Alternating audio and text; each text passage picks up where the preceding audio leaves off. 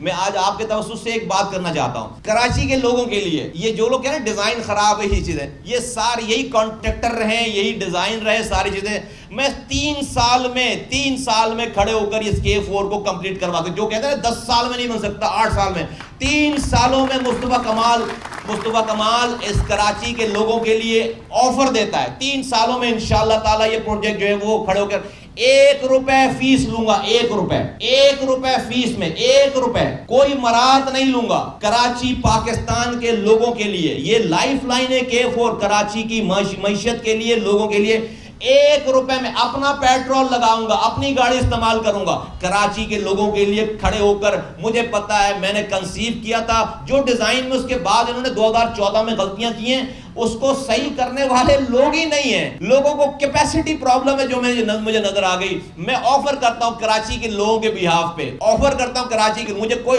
मैं मजदूरी 1 रुपए में 3 साल में ये K4 में खड़े होकर मैं वॉलंटियर करता हूं। 3 साल में मैं इंशाअल्लाह ताला इसको कंप्लीट कराऊंगा। 1 रुपए फीस लूंगा, अपनी 3 साल की फीस 1 रुपए लूंगा। ये मेरी ऑफर है।